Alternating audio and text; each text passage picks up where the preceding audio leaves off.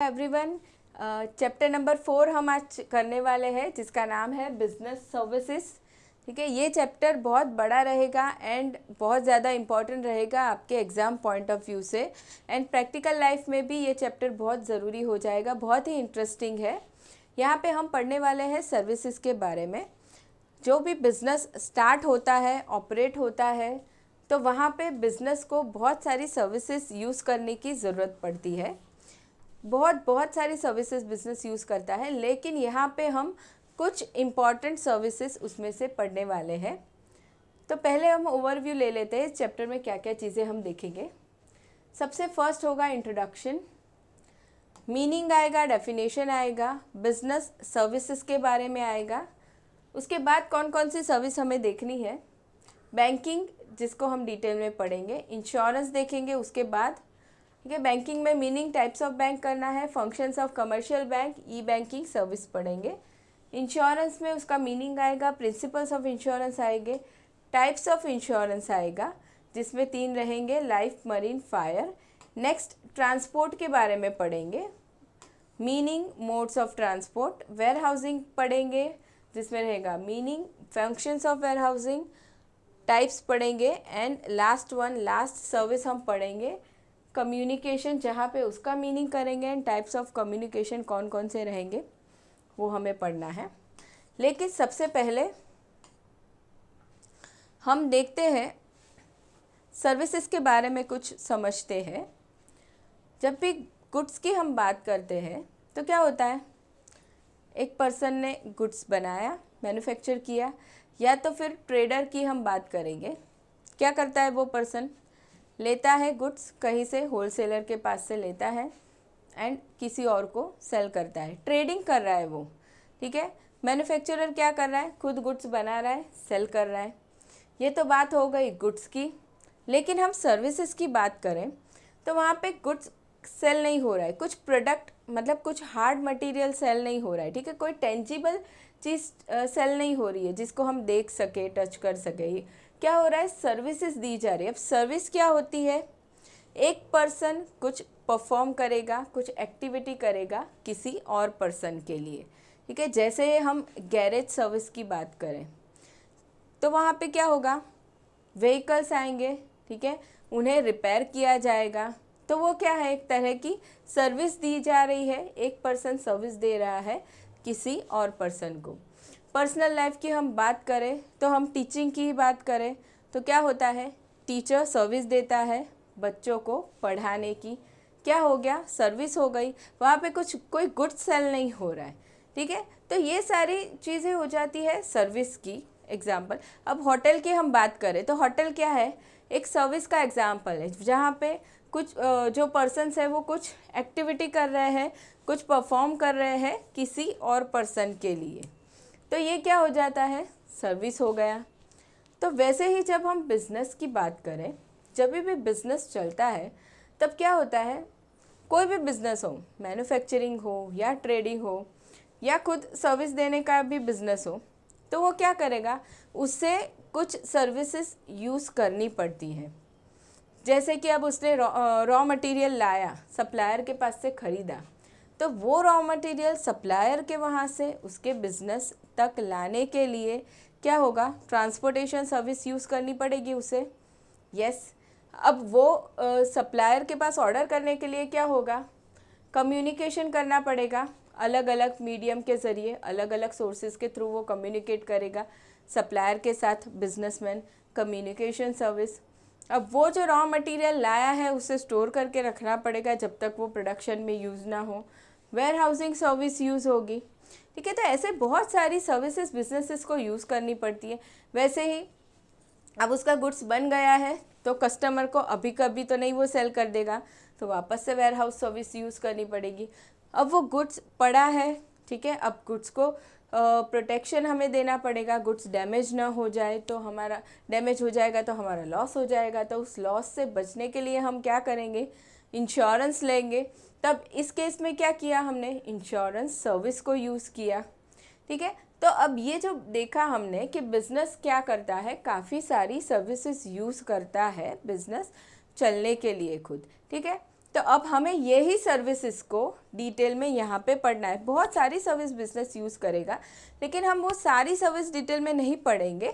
जो इम्पॉर्टेंट है, जो यहाँ पे दी गई है, वो सर्विसेज हमें पढ़नी है। चलिए, तो अब यहाँ पे सबसे फर्स्ट हमें स्टार्टिंग में पढ़ना है सिर्फ सर्विसेज के बारे में कि सर्विसेज क्या क्या होती है। तो हमने देखा कि जैसे गुड्स सेल होता है, अब गुड्स क्या होता है, मैन्युफैक्चर होता है, एक पर्सन दूसरे पर्सन को सेल करता है, ठीक है। बायर लेता है, सेलर उसे सेल करता है। अब वो गुड्स क्या है, टेंजिबल है, जिसे हम देख सकते हैं, टच कर सकते हैं, चेक कर सकते हैं वो गुड्स कैसा है। लेकिन अब सर्विसेज क्या हो जाएगी, एक पर्सन कुछ एक्टिविटी करेगा या कुछ परफॉर्मेंस करेगा किसी और के लिए। जैसे हमने होटल सर्विस का एग्जांपल देखा, गैरेज सर्विस का देखा, ब्यूटी पार्लर का हम एग्जांपल ले सकते हैं, ठीक है। ये सारी चीज़ें क्या है, सर्विसेज है जो एक पर्सन दे रहा है किसी और पर्सन को। सेम वे बिजनेस की हम बात करें तो हमने देखा टेलीकम्युनिकेशन सर्विस होता है, इंश्योरेंस देखा, वेयर हाउस देखा। क्या हो रहा है, एक पर्सन कुछ एक्टिविटी कर रहा है दूसरे पर्सन के लिए, ठीक है, वो हो जाएगा service.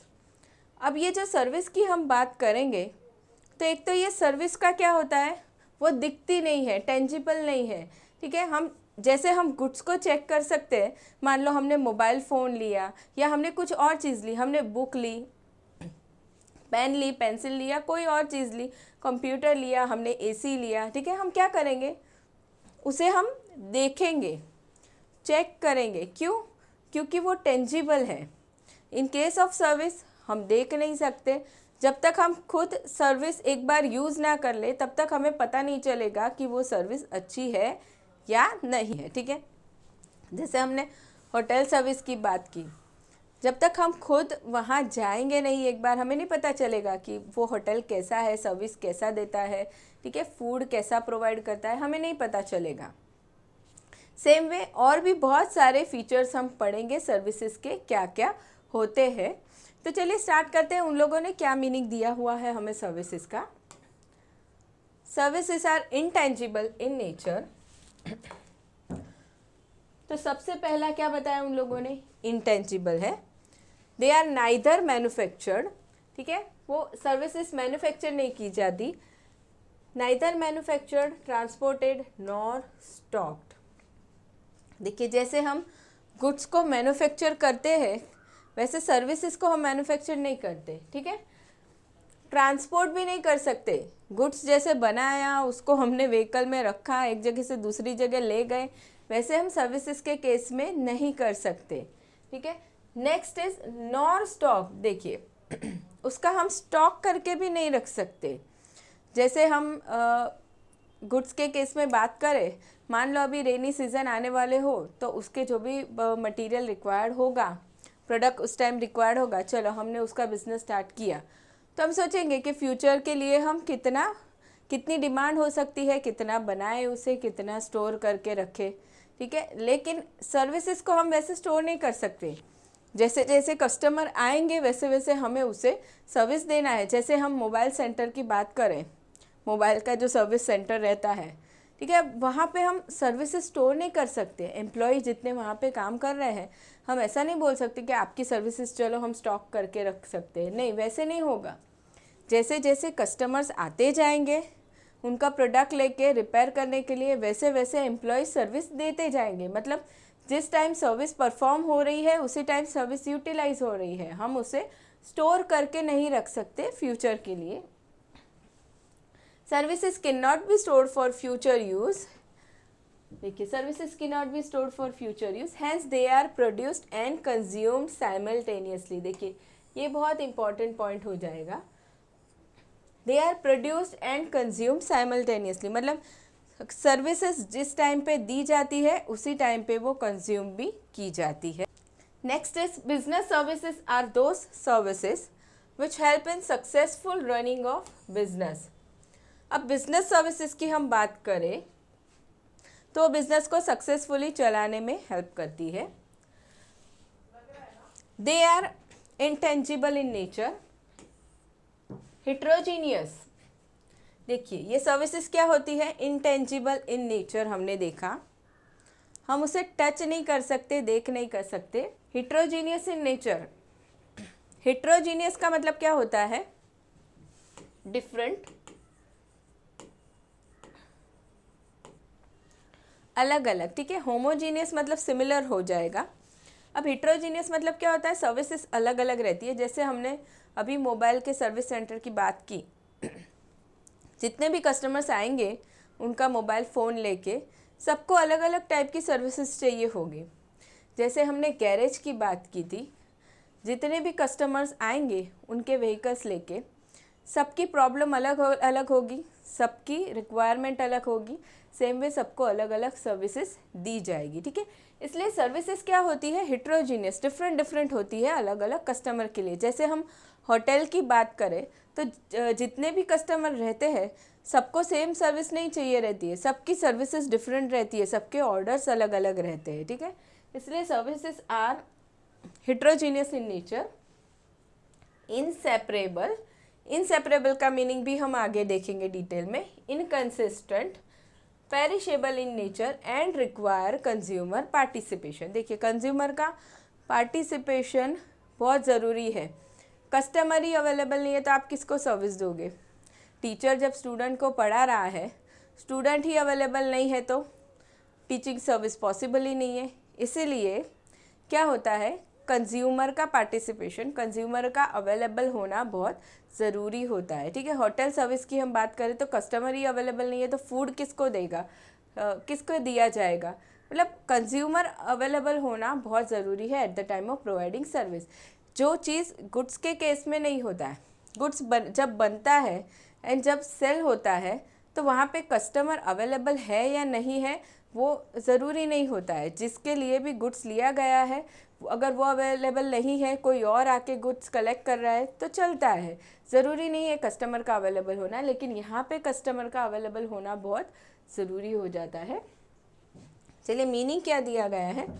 Sometimes services are difficult to identify because they are closely associated with the goods. देखिए कभी कभी हम सर्विसेज को जल्दी से आइडेंटिफाई नहीं कर पाते क्योंकि वो सर्विसेज एसोसिएटेड होती है गुड्स के साथ। जैसे हम ट्रांसपोर्टेशन की बात करें, वेयर हाउस की बात करें, ये सारी सर्विसेज गुड्स के साथ कनेक्टेड होती है, ठीक है। तो इन्हें हमें आइडेंटिफाई करना पड़ता है। नो ट्रांसफ़र ऑफ पोजेशन और ownership takes place when services are sold and they can not be stored or transported.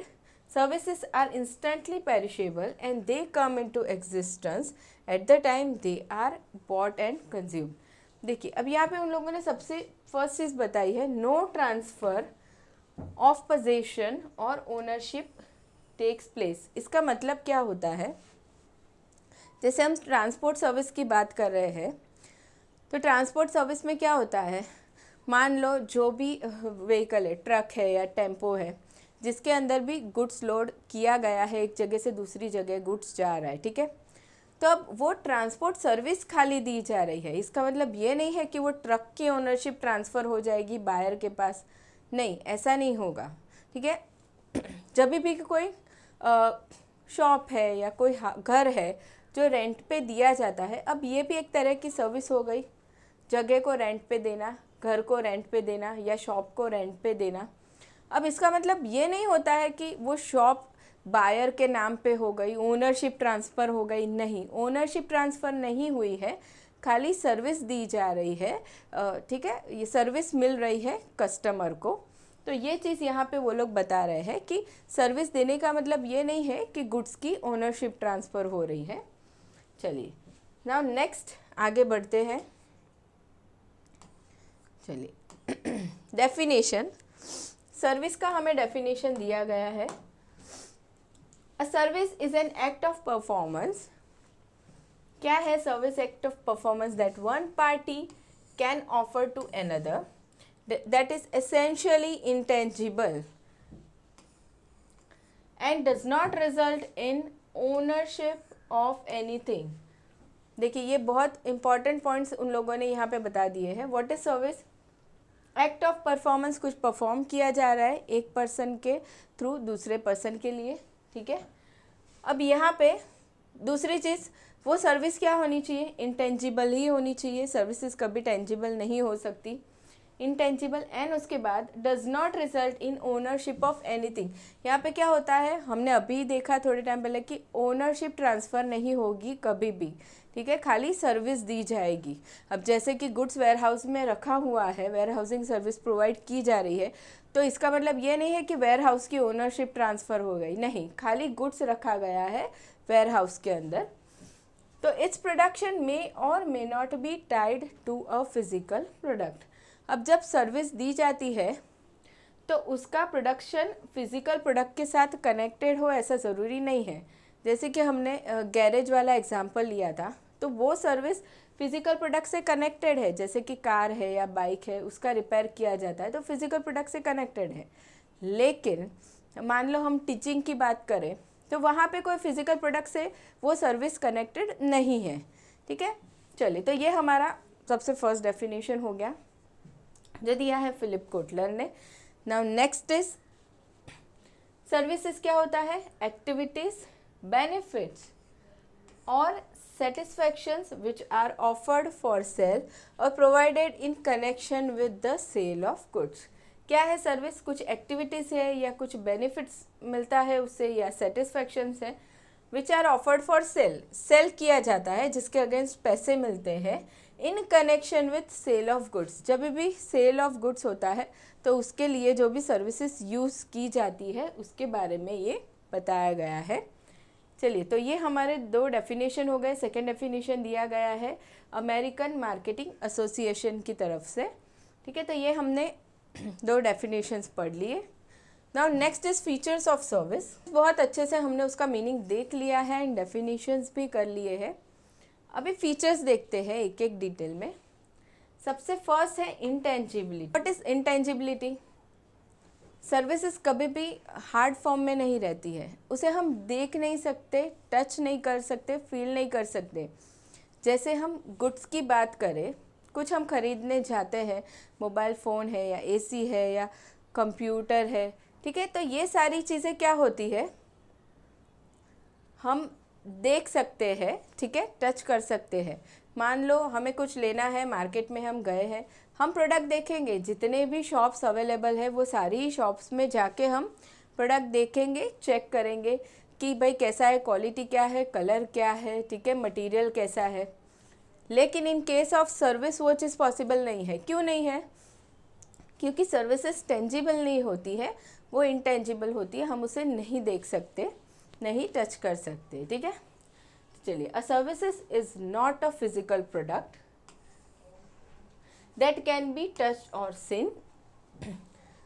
A service can be experienced by the buyer or receiver। देखिए, सर्विसेज को experience करना पड़ता है by the buyer or receiver। Services lack material form and therefore they are intangible। Services material form में नहीं होती है।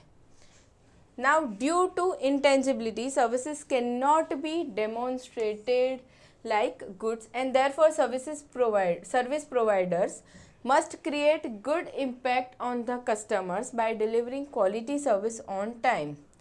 देखिए, यहाँ पे उन लोगों ने क्या बोला है, services can not B demonstrated. Demonstration का मतलब क्या है? प्रैक्टिकली कस्टमर को कुछ चीज़ दिखाना। जैसे हम कोई प्रोडक्ट लेने जाते हैं तो हम क्या करते हैं, दिखाते हैं, क्या करता है शॉपकीपर, दिखाता है कस्टमर को जितने भी प्रोडक्ट्स उसके पास अवेलेबल है वो, ठीक है, उसे डेमोन्स्ट्रेशन बोलते हैं। लेकिन इन केस ऑफ सर्विस वो चीज़ पॉसिबल नहीं है, इसीलिए सर्विस प्रोवाइडर ने क्या करना चाहिए, अच्छे से अच्छी सर्विस देनी चाहिए कस्टमर को, ताकि क्या हो सके, कस्टमर, एक कस्टमर को अच्छी सर्विस दी है तो वो दूसरे को रेफरेंस देगा, दूसरा तीसरे को देगा, ठीक है। वैसे ही उसकी सर्विसेज का प्रमोशन हो सकता है। गुड्स के केस में तो क्या होता है, वो गुड्स दिखाएगा कस्टमर को, गुड्स पसंद आया कस्टमर को, प्रोडक्ट पसंद आया, कस्टमर ले लेगा। सर्विसेज के केस में तो वैसा होगा नहीं, इसलिए सर्विस प्रोवाइडर को क्या करना चाहिए, अच्छे से अच्छी सर्विस देनी चाहिए कस्टमर को, ठीक है। चलिए, now next is inseparability. Inseparability का पॉइंट किसके रिलेटेड है? सर्विसेज को हम सर्विस प्रोवाइडर से सेपरेट नहीं कर सकते। सर्विस प्रोवाइड करने के लिए सर्विस प्रोवाइडर अवेलेबल होना ही चाहिए, ठीक है। जैसे हमने गैरेज वाला एग्जांपल दिया, तो जो पर्सन रिपेयर करने वाला है व्हीकल को, वो पर्सन अवेलेबल होना ही चाहिए, तभी ही वो सर्विस परफॉर्म हो सकती है। जबकि हम प्रोडक्ट की बात करें तो जिस पर्सन ने मैन्युफैक्चर किया है वो प्रोडक्ट को, at the time of sale वो पर्सन अवेलेबल नहीं है तो चलेगा, कोई और पर्सन उसको सेल कर देगा, प्रोडक्ट को सेल कर देगा, कस्टमर के पास से पैसे ले लेगा। लेकिन इन केस ऑफ सर्विस ये चीज़ पॉसिबल नहीं होने वाली है, ठीक है। अब टीचिंग की हम बात करते हैं तो सर्विस प्रोवाइड करने के लिए टीचर का अवेलेबल होना ज़रूरी है, तभी सर्विस प्रोवाइड की जा सकती है। सेम वे कस्टमर का भी अवेलेबल होना बहुत ज़रूरी है, तभी ही सर्विस हम दे सकते हैं। अब अगर कस्टमर भी अवेलेबल ना हो तो क्या होगा, किसको सर्विस देंगे हम, इसीलिए इनसेपरेबिलिटी वाला पॉइंट बताया गया है। Now unique characteristic of services is that services and the service provider can not be separated. The presence of service provider is there at the time of delivering the service to the customer. In case of service production and consumption takes place at the same time. देखिए services का production and consumption same time पे ही होता है, इसीलिए inseparability बताई गई है यहाँ पे। Now next is inconsistency. अब इनकंसिस्टेंसी क्या होती है, जब गुड्स बनता है, प्रोडक्ट बनता है तो क्या होता है, सारे ही प्रोडक्ट सेम ही बनते हैं, एक पर्टिकुलर स्टैंडर्ड क्वालिटी के बनते हैं एंड वही प्रोडक्ट को सेल किया जाता है, ठीक है। कपड़ों की हम बात करें या कोई भी प्रोडक्ट हो, सेम ही प्रोडक्ट बनेगा एंड उसको सेल किया जाएगा सेम रेट पे। अब सर्विसेज के केस में क्या होगा, सर्विसेज अलग अलग हो जाएगी एज पर कस्टमर, ठीक है। कस्टमर की रिक्वायरमेंट के हिसाब से सर्विसेज चेंज होंगी। जैसे हमने होटल का बात की थी कि बहुत सारे कस्टमर्स जितने भी आते हैं होटल में, सबकी रिक्वायरमेंट थोड़ी ही सेम होगी, सबको तो अलग अलग तरह का फूड चाहिए होगा, अलग अलग सर्विसेज चाहिए होगी, ठीक है। तो अलग अलग कस्टमर्स की रिक्वायरमेंट अलग अलग हो जाएगी, इसलिए उनको जो सर्विसेज दी जाएगी वो भी अलग अलग होगी। इसलिए अब वहाँ पे क्या है, कंसिस्टेंसी मेंटेन नहीं हो रही है, इसलिए वो सर्विसेज आर इनकंसिस्टेंट, इनकंसिस्टेंसी होती है वहाँ पे ना। Services are heterogeneous. देखिए हिट्रोजीनियस मतलब अलग अलग होना, जो सिमिलर नहीं है। There can be no perfect standardisation of service. देखिए स्टैंडर्डाइजेशन क्या होता है, सेम तरह की ही सर्विस हो उसे स्टैंडर्डाइजेशन बोलते हैं। अब प्रोडक्ट के केस में ये चीज़ पॉसिबल है, क्योंकि हम कोई प्रोडक्ट बना रहे हैं तो हम सारे ही सेम ही प्रोडक्ट बनाएंगे, लेकिन सर्विसेज के केस में स्टैंडर्डाइजेशन नहीं होता। Even if the service provider remains the same, the quality of service में differ from time to time. Service provider वही रहेगा, लेकिन वो सर्विसेज जो प्रोवाइड करेगा वो अलग अलग हो जाएगी। For example, same restaurant can give different experience to two different customers. यहाँ पे उन लोगों ने होटल का एग्जाम्पल दिया है, हमने same way mobile service centre का एग्जाम्पल देखा। जितने भी कस्टमर आएंगे सबकी रिक्वायरमेंट अलग है, डिफरेंट है, इसके लिए उनको जो सर्विस दी जाएगी वो भी अलग अलग होगी, सर्विस प्रोवाइडर सेम रहेगा, ठीक है। तो ये हो गया हमारा इनकंसिस्टेंसी। Next is perishability. देखिए पेरिशेबिलिटी क्या होता है, पेरिशेबल मतलब कुछ खराब हो जाना या कुछ वेस्ट हो जाना, ठीक है, उसे हम पेरिशेबिलिटी कहेंगे। तो अब सर्विसेज के केस में क्या होता है, जब भी सर्विसेज यूज़ नहीं होती तो वो वेस्ट हो जाती है, ठीक है। जैसे कि हम मूवी थिएटर की बात करते हैं, ठीक है, तो जब भी मूवी चलती है तो अब पूरा थिएटर फुल हो या आधा हो, ठीक है, जो सर्विस दी जा रही है वो तो दी जा रही है, लेकिन जितनी भी सीट्स खाली रह रही है, ठीक है, वो उतनी सर्विस तो वेस्ट हो गई, ठीक है, उसे तो हम फ्यूचर के लिए स्टोर नहीं कर सकते, बराबर। जैसे हम एम्प्लॉयज़ की हम बात करते हैं, जैसे हमने मोबाइल सर्विस सेंटर की बात की, ठीक है, तो मान लो कोई दिन इतने एम्प्लॉय आए, इतने कस्टमर्स आए कि एम्प्लॉय का पूरा टाइम यूज़ हो गया, फुल डे उसने काम किया, तो सर्विसेज बराबर से यूटिलाइज हो गई। लेकिन कभी कभी ऐसे हुआ कि एम्प्लॉय को आधे दिन ही काम मिला, आधे दिन तो वो फ्री बैठा रहा, तो अब वो आधे दिन जो वो सर्विस दे रहा था वो तो वेस्ट हो गई, ठीक है। उसे तो हम फ्यूचर के लिए स्टोर नहीं कर सकते, इसीलिए इसे यहाँ पे पेरिशेबल कहा गया है। जब हम गुड्स की या प्रोडक्ट की बात करते हैं तो उस टाइम पे क्या होता है, गुड्स को या प्रोडक्ट को हम स्टोर करके रख सकते हैं फ्यूचर सेल के लिए, फ्यूचर यूज़ के लिए, लेकिन इन केस ऑफ सर्विस ये चीज़ पॉसिबल नहीं होती है, तो इसीलिए सर्विसेज वेस्ट हो जाती है अगर वो यूज़ ना हो तो। Now the production and consumption of services are inseparable because storage of service is not possible। देखो storage of service possible नहीं है।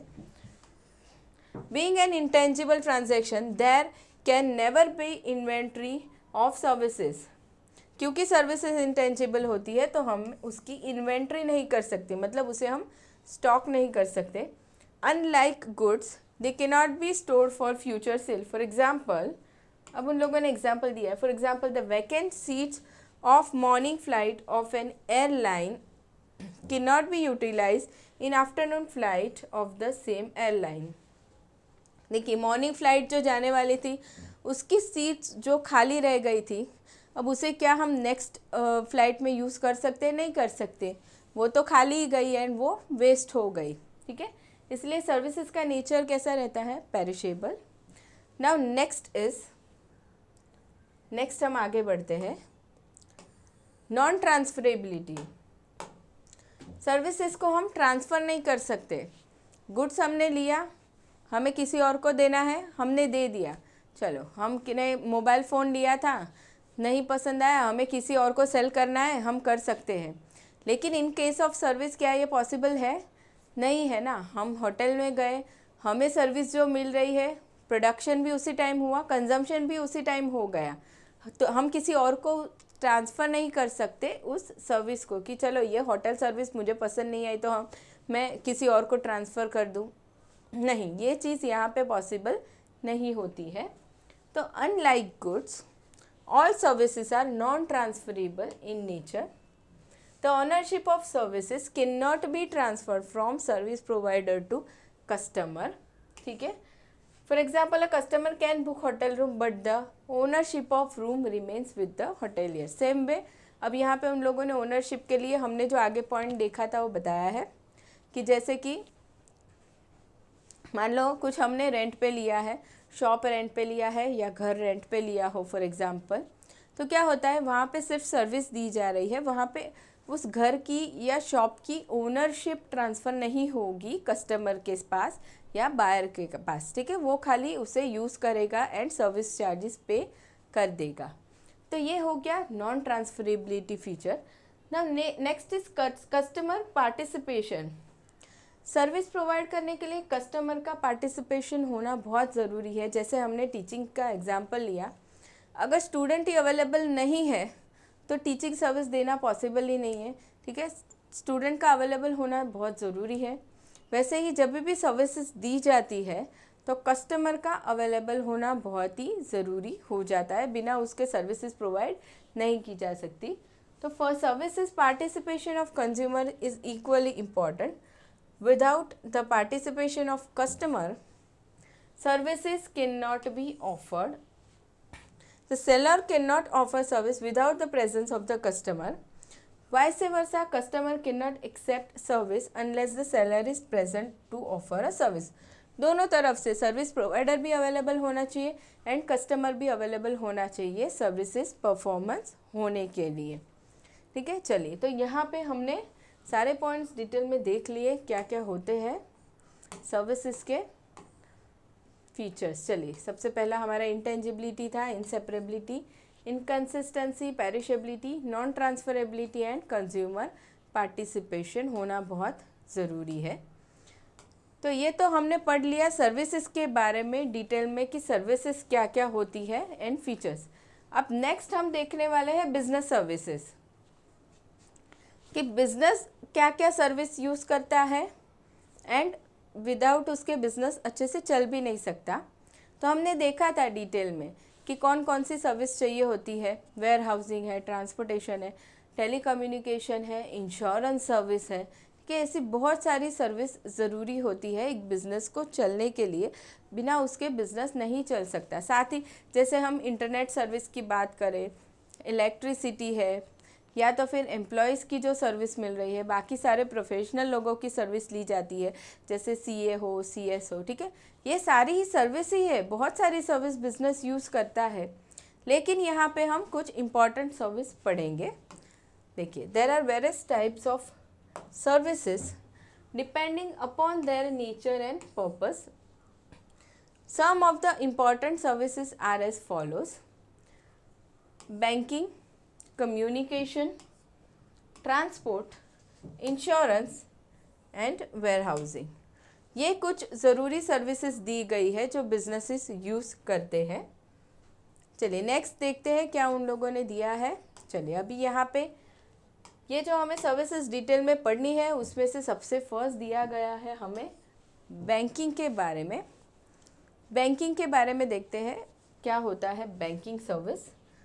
चलिए अब बैंक, यहाँ पे तो हम बिज़नेस के बारे में पढ़ेंगे, लेकिन हमारी पर्सनल लाइफ में भी हम बैंक में तो जाते ही है, बैंक सर्विस तो हम यूज़ करते ही है, ठीक है। हम सारे ही लोगों ने बैंक देखा हुआ है, बैंक में गए हैं, ट्रांजैक्शन भी किए हैं, ठीक है। तब ये बैंक है क्या? एक इंस्टीट्यूशन है, ठीक है, जो हमें सर्विस दे रहा है। अब ये इंस्टीट्यूशन, लेकिन कैसा इंस्टीट्यूशन? फाइनेंशियल इंस्टीट्यूशन है, ठीक है, पैसों के साथ डील करता है, इसलिए बैंक क्या हो जाएगा? सबसे पहले तो फाइनेंशियल इंस्टीट्यूशन। अब हम बैंक के बारे में सोचें तो सबसे पहले हमारे दिमाग में क्या आता है? क्यों जाते हैं हम बैंक में? पैसे डिपॉजिट करने जाते हैं, हमारे पास कुछ सेविंग हुआ है, डिपॉजिट करते हैं। दूसरा, हम क्या करते हैं? हमें ज़रूरत है, रिक्वायरमेंट है पैसे की, तो हम क्या करते हैं? पैसे विड्रॉ करने जाते हैं हमारे अकाउंट से, ठीक है। ये दो काम सबसे मेन हमारे पहले माइंड में आते हैं कि हाँ, बैंक में ये काम करते हैं।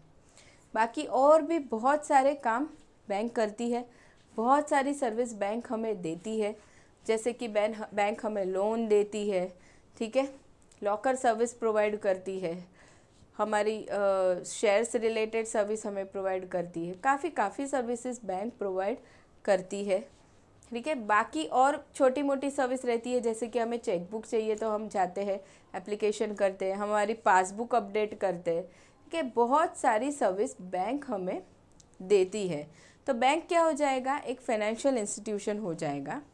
अब जब भी बिज़नेस चलता है तो ऑफकोर्स उसे बैंकिंग सर्विस तो यूज़ करना ज़रूरी हो ही जाएगा। अब वो कोई भी बिज़नेस हो, छोटे से छोटा बिज़नेस हो, लोकल हम शॉप देखते हैं हमारे एरिया में, तो वैसे छोटे से छोटा बिज़नेस हो या बहुत बड़ा बिज़नेस हो, रिलायंस, टाटा, कोई भी हो, सारे ही बिज़नेस इसको बैंक सर्विस यूज़ करना बहुत ज़रूरी हो जाता है, उसके बिना बिज़नेस नहीं चल सकता, ठीक है। चलिए, तो अब यहाँ पे हम बैंक के बारे में पढ़ेंगे एंड उसके बाद हम डिटेल में देखेंगे कि क्या क्या फंक्शंस बैंक करती है। तो the term bank comes from the word, French word बैंको, ये याद रखना है, ऑब्जेक्टिव में आ सकता है। The term bank comes from the French word banco which means a bench. In earlier days, money lenders used to display coins of different currencies in big heaps or benches or tables for the purpose of lending or exchange. पहले के ज़माने की बात की है उन लोगों ने। जो मनी लेंडर्स थे वो क्या करते थे? पहले अगर लोन लेना हो, पैसे चाहिए होते थे, तो हम क्या करते थे? मनी लेंडर के पास जाते थे, वहाँ से लोन लेते थे, जो कुछ बेंच के ऊपर डिस्प्ले करते थे पैसे, उस तरीके से लोन देते थे। लेकिन वहाँ पे क्या होता था? इंटरेस्ट रेट थोड़ा हाई हो जाता था, ठीक है, बहुत हाई रहता था वहाँ पे। तो ये पुरानी सिस्टम थी। अब आजकल के ज़माने में क्या हो गया है? बैंक है, फाइनेंशियल इंस्टीट्यूशन है, तो हम सीधा वहीं से लोन लेना प्रेफर करते हैं।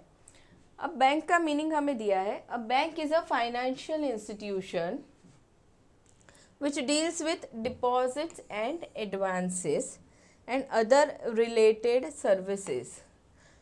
देखिए, बहुत एक ही सेंटेंस में हमने सारी चीज़ उन लोगों ने हमें बता दी है। बैंक क्या है? एक फाइनेंशियल इंस्टीट्यूशन है। फाइनेंशियल मतलब जो पैसों में डील करेगा, वैसा इंस्टीट्यूशन है। ठीक है, which deals with deposits and advances. अब डिपॉजिट्स क्या हो जाएगा, जो हम पैसे डिपॉजिट करेंगे बैंक के पास वो हो जाएगा डिपॉजिट्स। एंड दूसरा एडवांसेस, हमें पैसे चाहिए तो बैंक क्या करेगी, हमें देगी, हमें रिक्वायरमेंट है तो हम बैंक के पास से जाके लोन लेते हैं, तो बैंक क्या करती है, डिपॉजिट्स लेती है एंड एडवांसेस देती है एंड अदर रिलेटेड सर्विसेज भी प्रोवाइड करती है। अब ये जो डिपॉजिट्स बैंक लेती है, हम बैंक में डिपॉजिट करते हैं पैसे, उसके अगेंस्ट बैंक हमें इंटरेस्ट देती है एंड बैंक के पास से जो हम लोन लेते हैं उस पर हमें इंटरेस्ट पे करना पड़ता है। और अदर रिलेटेड सर्विसेज भी बैंक प्रोवाइड करती है, जिसे हम डिटेल में आगे पढ़ने वाले हैं। Bank provides various services related to money और financial requirements of consumer. Now as per the Indian banking regulation act, ये एक्ट को बराबर से याद रख लेना है, एग्जाम में ऑब्जेक्टिव में आ सकता है। As per the Indian banking regulation act 1949, banking company means, इसके अकॉर्डिंगली बैंकिंग कंपनी क्या होता है, any company which transacts the business of banking in India, ऐसी कंपनी जो बैंकिंग का बिजनेस करती है इन इंडिया उसे हम बैंकिंग कंपनी बोलेंगे अकॉर्डिंग टू दिस एक्ट। कौन सा act, the Indian banking regulation act 1949। And the word banking has been defined as, अब यहाँ पे बैंकिंग को कैसे डिफाइन किया है, accepting for the purpose of lending और investment of deposit of money from public, repayable on demand और otherwise and withdrawable by cheque, draft and order और अदरवाइज। बहुत लंबा है, थोड़ा थोड़ा हम सीखेंगे। बैंकिंग क्या हो जाएगा, accepting for the purpose of lending, accepting bank क्या करती है, हम जो पैसे डिपॉजिट करते हैं उसे एक्सेप्ट करती है। Accepting for the purpose of lending, lend करना मतलब किसी को देना। बैंक क्यों एक्सेप्ट करती है पैसे, किसी और को लोन देने के लिए। हमारे पास से बैंक पैसे लेती है, ठीक है, उसके ऊपर हमें इंटरेस्ट मिलेगा एंड जिसको रिक्वायरमेंट होती है उसे लोन वो देती है, ठीक है। Accepting for the purpose of lending और investment of deposit of money from public, या तो फिर जो भी पब्लिक के पास से पैसे आए हुए हैं उसे बैंक कहीं इन्वेस्टमेंट करेगी। अब वो पैसे कैसे हैं जो पब्लिक ने दिए हैं, वो रीपेएबल ऑन डिमांड। हम पैसे डिपॉजिट बैंक में करते हैं तो जब भी हमें चाहिए तब हम ले सकते हैं ना, जाके हम वहाँ पे जाके विड्रॉ कर लेते हैं, तो रीपेएबल ऑन डिमांड रहते हैं पैसे। और otherwise and withdrawable by cheque, withdraw कर सकते हैं हम कैसे, by cheque, by draft and order और अदरवाइज, बाकी एनी अदर मोड से भी हम विड्रॉ कर सकते हैं उसे। तो ये पूरा मीनिंग हो गया बैंकिंग का, ठीक है। चलिए, तो ये हमने देख लिया व्हाट इज़ बैंकिंग। अब आगे बढ़ते हैं। तो मीनिंग हमने देख लिया, डेफिनेशन भी हमने देख लिया। अभी आगे हमें कुछ इम्पॉर्टेंट चीज़ पढ़नी है, वो है टाइप्स ऑफ बैंक। बहुत डिटेल में आने वाला है, लेकिन इस लेक्चर में सिर्फ हम ओवरव्यू ले लेंगे क्या होता है, कौन कौन से टाइप्स के बैंक्स हमें पढ़ने हैं इन डिटेल। जहाँ पे सबसे फर्स्ट आने वाला है सेंट्रल बैंक, जो सबसे मेन रहेगा, हायर अथॉरिटी। उसके बाद हम पढ़ेंगे कमर्शियल बैंक्स। बहुत सारे कमर्शियल बैंक्स होते हैं हमारी कंट्री में, तो वो क्या होते हैं एंड क्या सर्विसेज वो देंगे वो हम पढ़ेंगे। Next is cooperative bank, development bank पढ़ेंगे, एक्सचेंज बैंक आएगा, रीजनल रूरल बैंक आएगा, saving bank, investment bank, specialised bank, ठीक है। तो ये टाइप्स ऑफ बैंक हो जाएंगे। ये 8 टाइप्स है जिसे हमें डिटेल में पढ़ना है, तो वो हम करने वाले हैं नेक्स्ट लेक्चर में स्टूडेंट्स। तो ध्यान से पढ़िएगा। मिलते हैं नेक्स्ट लेक्चर में। कुछ क्वेश्चंस हो तो आप बता सकते हैं कमेंट सेक्शन में। मिलते हैं नेक्स्ट लेक्चर में। Thank you so much.